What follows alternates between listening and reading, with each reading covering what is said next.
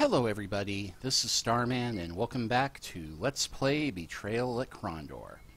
Well, last time you remember we started Chapter 5, but we didn't get beyond the opening movie because I was shuffling my inventory around a little bit to show you that all the gear that I had James haul with him has gone to outfit our party with some high quality armor and weapons. And the reason that I did this, and one thing I did not do, go ahead and poison our arrows.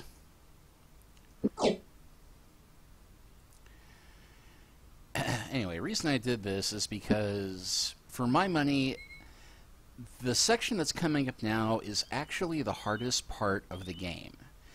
And it's not because the combat's particularly challenging, but because there's 3 combats we have to get through to Northwarden with all of these enemies that are going to have special armor, special weapons, damage bonuses on the weapons. So we're going to have a heck of a fight ahead of us, which the extra armor and the better weapons will only barely balance out. You can see we've got a Morad Hell spellcaster there in the distance.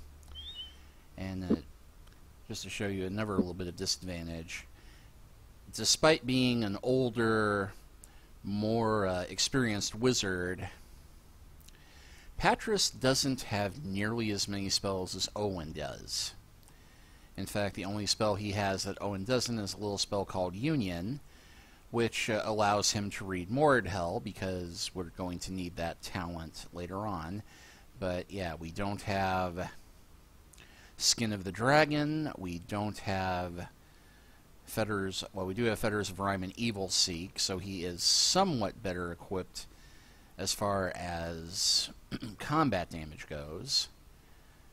But we don't have anything that can paralyze our enemies, we don't have any armor spells. About the only thing we have going in our favor is we do have Evil Seek. And we'll go ahead and boost casting, defense, and leave it at that because he is never going to be any good at melee. So we'll go ahead and try and fight our way through this, but this is going to be a bit of a slog. Their advantage was lost. Holding up a hand to halt the advance, James contemplated a new course of action while his stomach tied itself in knots. As many times as he had found himself in a fight, he could never shake the strange feeling he was about to die. And the spellcaster just Fetters of Rhymed Locklear, so we are now down 1 fighter.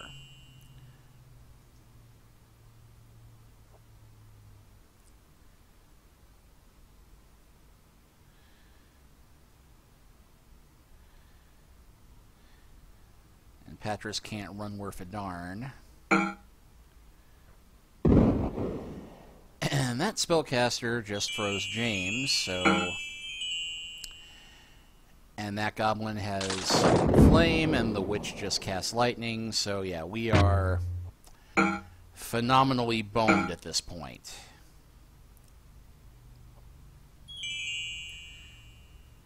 And the witch just cast a freeze spell on Patris, so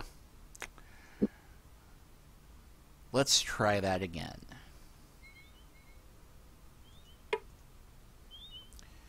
And we lost the advantage again. Thankfully, he chose to freeze Patris this time.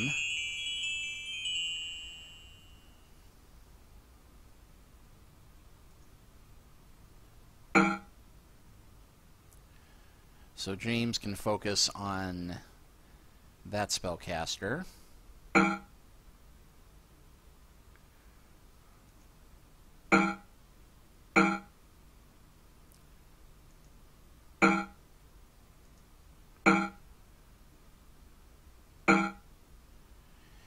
And yeah, Patris is down in, 2 attacks.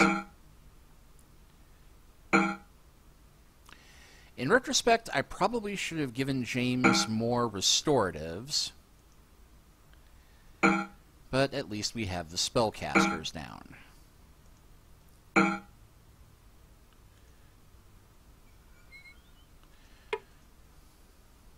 Okay, the witch has nothing on her. And yeah, you can see we've got fire on that.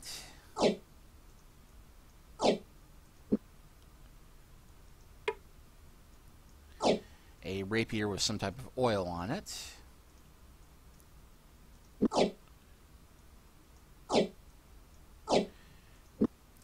And I'm going ahead and looting the corpses because even though we do have a considerable amount of gold on us at the moment, we can go ahead and get rid of this a bit.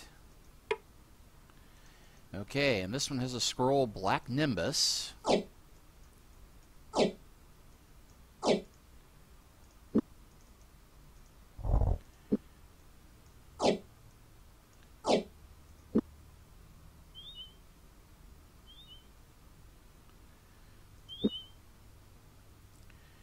And yeah, we'll need to heal up a bit. And yeah, no restoratives except for what James has.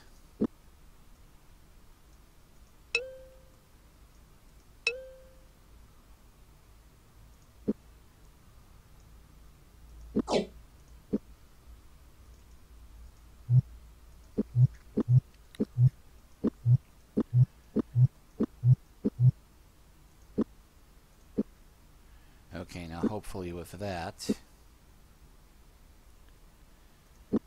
And yeah, we're going to risk starving to death before we can ever get to the city.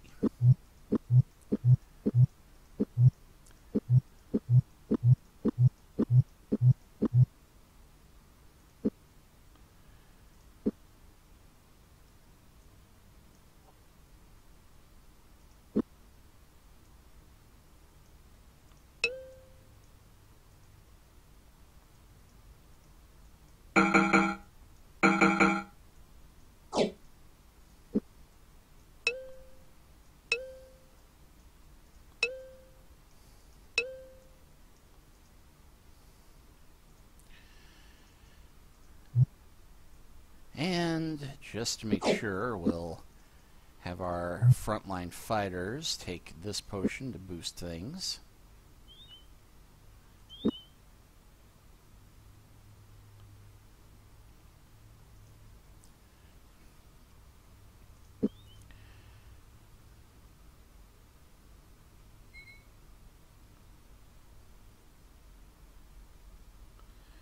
And there's another group. Locklear stumbled. As James shot a disapproving glance in his direction, the enemy assumed a defensive posture, ready to meet the foiled surprised attack. Which is weird, because I thought that Locklear had a better stealth than James at this point, but let's not quibble.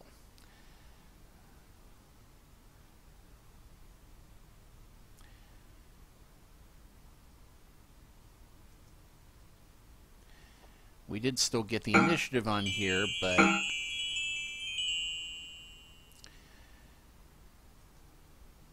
now if we get Patris to cast Evil Seek, this spell would, or this fight would be over before it's done. And the witch is casting Strength Drain.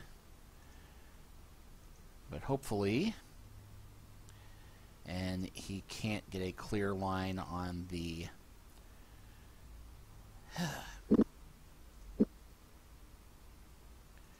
on the ogre.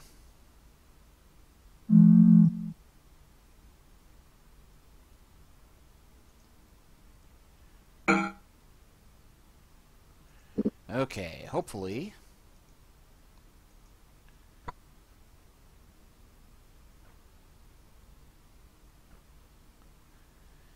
that will take out the rest of them.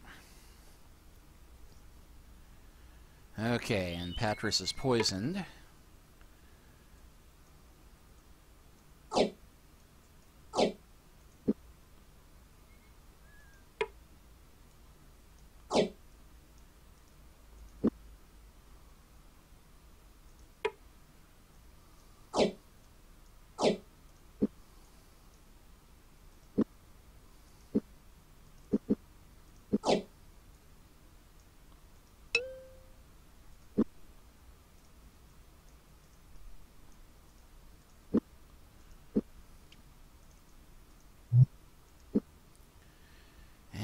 did it for him.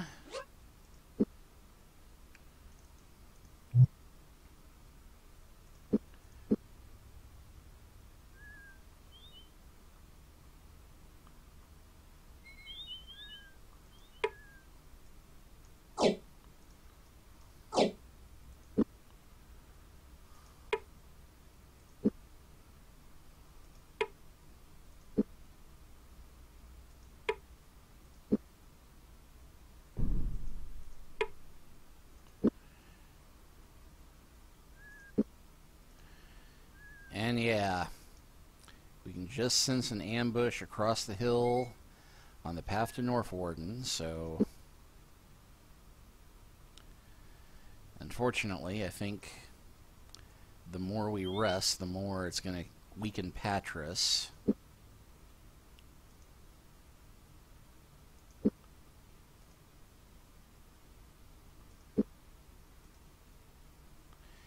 Yep. Stupid poison condition and us without an antidote. Which means I'm going to do a special save here.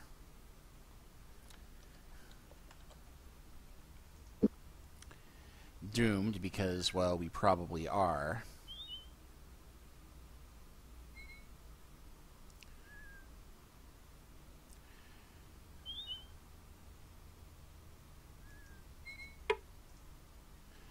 Hope the nightfall helps. The enemy jumped back. Of course, this does have a downside of now we can't really see anything, which I do apologize for, but I can't get James to move to where he can attack one of the, or can at least hinder one of the mages, but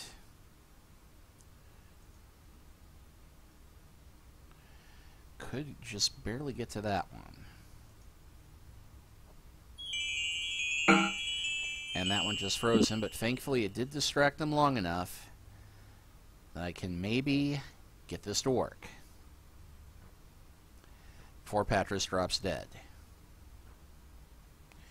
Okay, that did take out the wizards.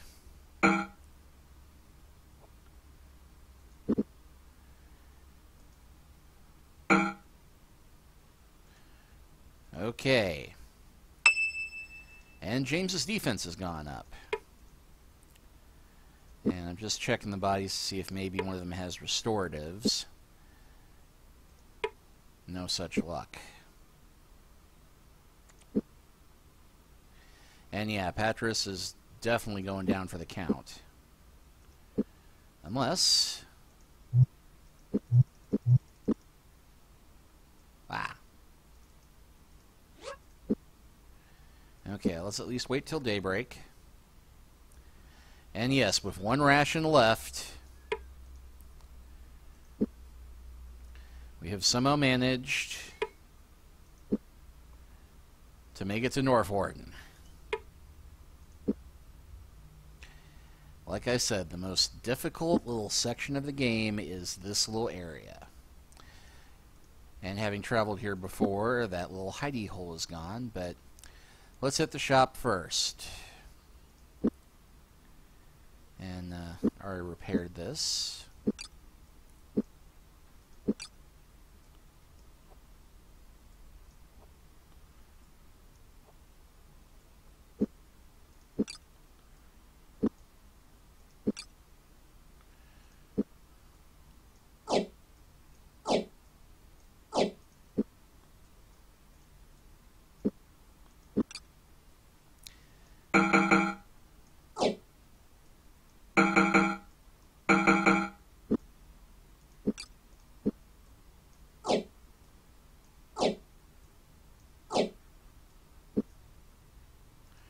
Well, we got 148 gold for that.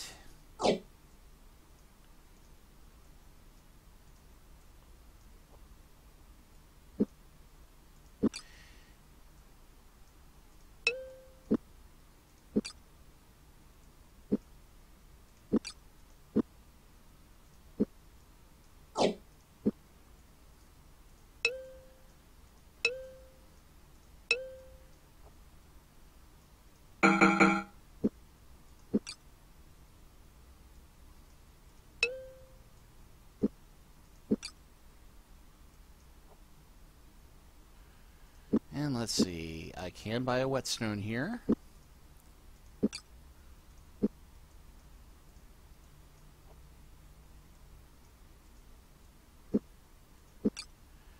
So yeah, we made just over 1,000 gold off of that little bit of what we had there. Not bad, really.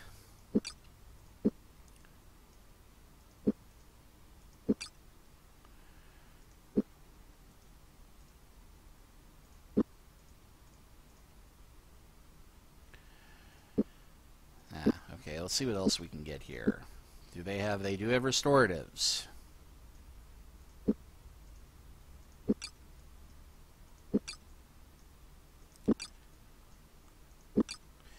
And I'm going to buy this poison because we are going to need this shortly.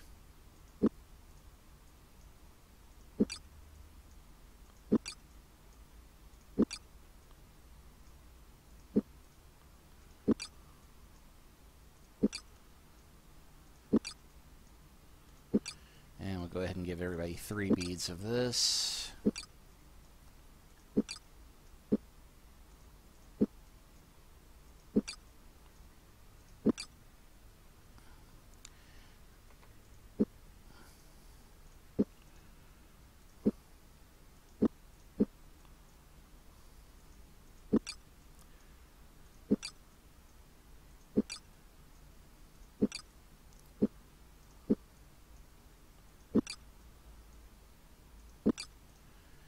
And just to speed this up a bit. Now, why did I do that? Because now I can just buy the pack of 24. Well, I thought I could, but apparently that... Ahaha.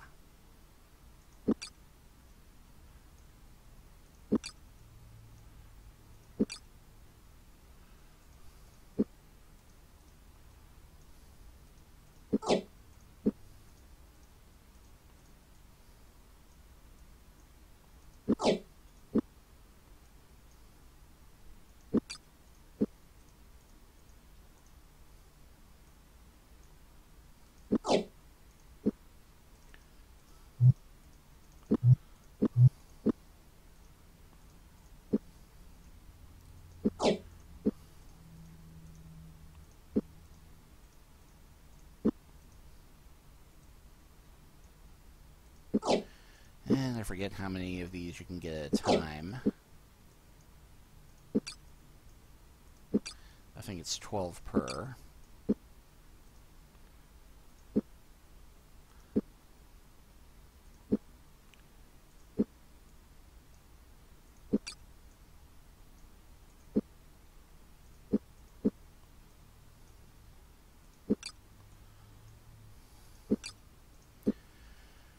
Okay, so now I have... Oh, let's see. Do I have Aventurine anywhere in there? Strangely enough, no. And I will need a rope eventually. Okay, so everybody's got 24 healing potions, or 48 healing potions, and 12 poison antidotes, so that should do us for a bit. Let's see, can I get rations here? Actually, I can.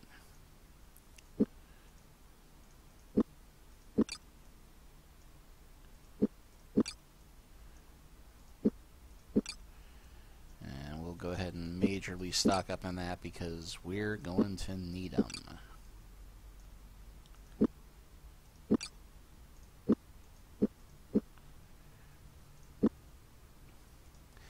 Right, so having done our bit to aid the local economy, we'll go ahead and go to the palace and talk to, not Brian Bless, but an incredible simulation.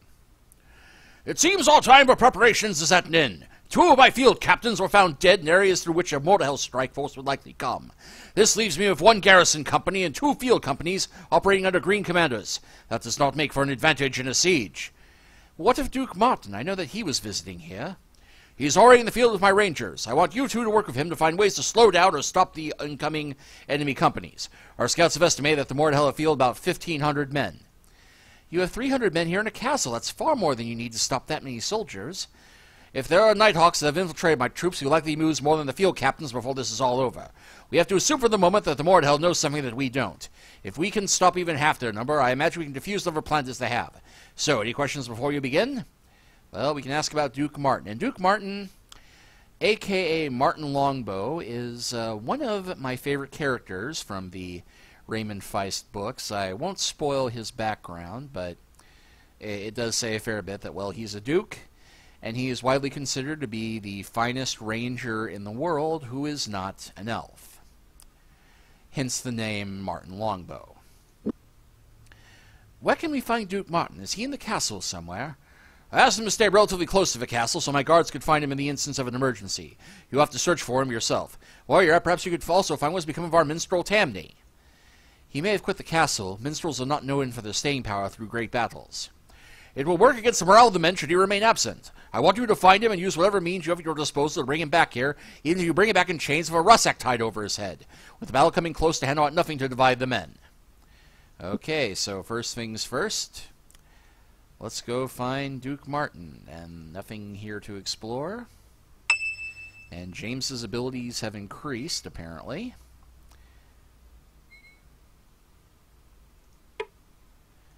And yeah, we probably are not going to need the money, but since we can't leave this zone, for a while at least,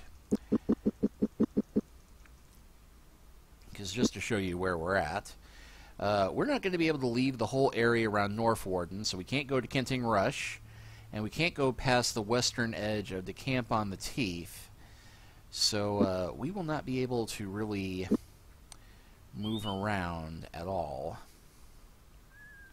So those bodies will keep for a bit.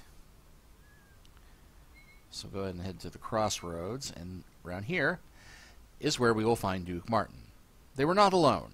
Locklear's pulse quickened as he saw the lone figure approach, but when it became apparent they were not being attacked, he relaxed a bit, squinted slightly in an attempt to see who was about to join them.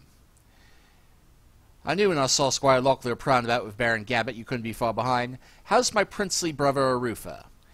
Yes, Duke Martin is in fact Duke of Krydee, third most powerful noble in the kingdom, and related to, yeah, well, he is the, this is a bit of a spoiler for the books, but Duke Martin is a commoner elevated to the nobility. He was the bastard son of Arufa's father, and when there was a dispute over the crown, he renounced all claim to the throne in exchange for, well, ensuring the peace of the kingdom, and he was named Duke of Krydee in order to keep the family's ancestral lands in the family, as it were.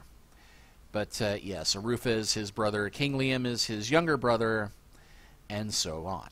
Anyway, fine when I last saw him. He's outside the Dimwood with a small force waiting for my messengers to reach him. What are you doing so far from Krydee, anyway? Brianna have you hunting rabbits for the ducal stew? Brianna being the Duchess and the love of Martin's life. And no mean hunter and warrior woman in her own right. No, but soon we four will be hunting far larger game than that. Seems this small wrinkle developing in the Northlands is about to become a kingdom problem if what Locklear told me was correct. I'm just glad to have you two here to lend a hand. Is King Liam going to join the party? Doubtful. This engagement isn't serious enough to warrant bringing the king into it, and he's got his hands full enough with the Keshian Empire. Seems one of our kingdom's ships accidentally mistook one of her Empress's imperial frigates for a pirate ship and sunk it with all hands on board. Naturally, Lord Harazakhan is having a conniption. We'll have to fight Northwarden's battle on our own. What can Locklear and I do? Most of Baron Gabbett's rangers out checking up on the movements of the enemy, so I'll need you three to give me a hand with various missions. I hope you three are in the mood for a bit of running about. We can ask him about crossbows. Prince Arufa has told me on several occasions you're the finest archer he knows. Arufa also used to tell his sister Caroline that his father was going to rope her to the mainmast of Krondor's glory so the Quegians could have target practice when they passed her in the harbor. Doesn't mean it was true. And I wasn't Jimmy the Hand. You're being modest, Duke. So I might be handy with a bow. Why the interest? I was hoping you could give Lockie and I a few pointers. We could both stand to learn a bit more about how to use the crossbow more effectively. Well, there's a bit of a difference between a crossbow and a longbow, but, well, as the Mordheld don't seem to be charging down our throats at this rate, I suppose I might be able to teach you a little bit. Martin sighted his crossbow and fired. Feathers drifted from above as the lifeless sparrow crashed down the branches to the ground, a crossbow quarrel neatly driven through its head. It had been dead long before it reached the ground. "That's incredible," James said. "At that range I would have thought impossible." "Now," Martin said, looking somewhat enigmatic as he knelt to touch the bird at his feet, "I've hit it twice that distance, so it was merely difficult." Handing his crossbow over first to James, then to Locklear, he gave instructions as each attempted similar shots. "You've both made some progress," Martin said. "Just keep doing what you started today and you'll both make fine marksmen." And Baron Gabbett. "So Baron Gabbett told us we were to report to you until the siege begins. Where do you want us?" "I was just planning a little fun. Patris, how's your molded hell?" "Which one are you talking about, Duke? The one that got under my bed or the one that makes me breakfast in the morning?" "Amazing. Jimmy, is it just me or does Patris remind you of a certain admiral we both know? I think he and Amos Trask would either love each other or hang one another from a gibbet. I think the Duke meant, how well do you speak Morid hell, Patris?" "I knew perfectly well what he was saying, you court rat. I can read it, but don't ask me pronouncing that Dalhowlin yeehaw." "You won't have to for what I have in mind. There's some boxes near here that have Morid hell plates on them. I want you to crack the codes on them. I imagine those boxes will have supplies of rations for the Morid hell once they begin the siege, but I doubt they'll suspect we've tampered with them. If there are any rations, find a way to poison them, then replace them in the boxes. Come back and find me when you're done." "Well, that at least answers a few questions. We best be getting back at this battle in order. Is there anything we need at the moment?" "Just for you three to be careful. We can't afford to lose any more men." "I think we can handle that order. You stay out of harm's way as well, Duke. A roof won't forgive me if you somehow got arrow shot by some goblin archer. Farewell." And the party's abilities have increased, so now James's archery is 71%, and Locklear's has gone up to 84%. Now, thankfully, this little mission will not take long. And yeah, ambush to the south. So we're going to back up.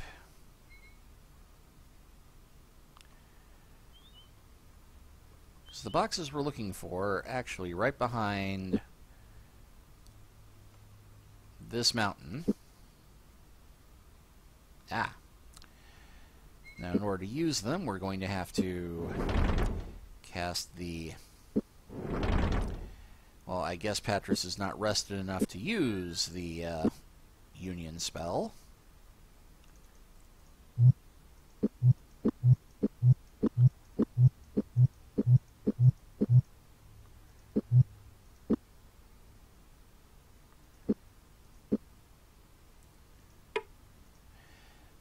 Because you'll note that as we look at this one, we've gotten some kind of a glitch, and Patris cannot actually read it. So, with that done, Union,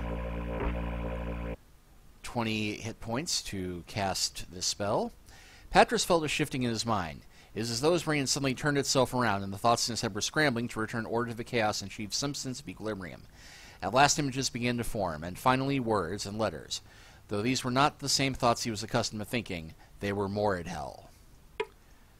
So we'll click on the first one. It doesn't live within a house, nor does it live without. Most will use it when they come in, and again when they go out. Well, that would be a door.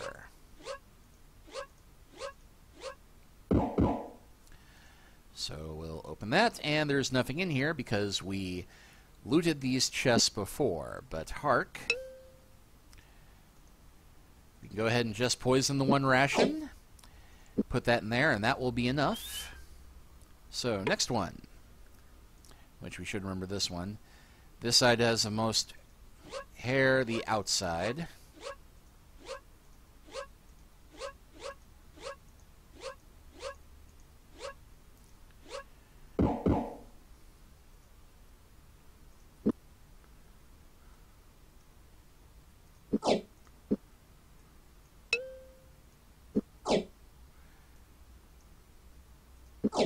And just to save some time. Alright, so with that done. As the last one, she's tasteful friend, tasteless enemies. That'd be onion.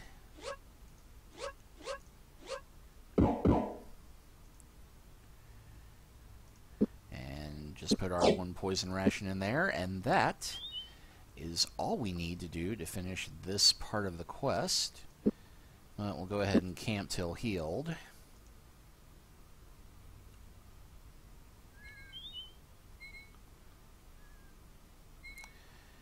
And I think we have to go a bit further before Duke Martin will trigger again.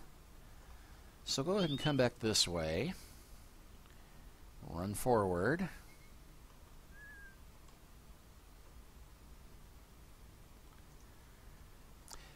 Things are not going well at all. I've started to get reports from some of our scouts. From the sound of things, this will not be an easy siege. So what's brought you looking for me? Poisoning. We poisoned the food in the water lock chests we could find. There weren't many of them out there. You probably found the majority of them, so I wouldn't worry about it. Something else I need you to do. There's a minstrel that the Baron employed here at Northwarden by the name of Tamney. We got word that the Mordhau are beginning to move down from Raglan to Northwarden Pass. He picked up all of his things and disappeared in the middle of the night. The Baron is insistent he be brought back. The Baron mentioned this Tamney to us as well, but why is it so imperative he come back? Surely the men might feel a little betrayed, but if their morale is that shaky... The Baron sent word a short while ago that a Nighthawk was discovered within the confines of the castle this morning, and there's evidence there may be others. Naturally, word is spread, the men are edgy about the whole matter. It doesn't help matters that Tamney was never administered an oath of loyalty, and it's possible he was connected with the Nighthawks, I understand. Find him and get him back to Northwarden if you can, but don't let him know you're suspicious. He might bolt.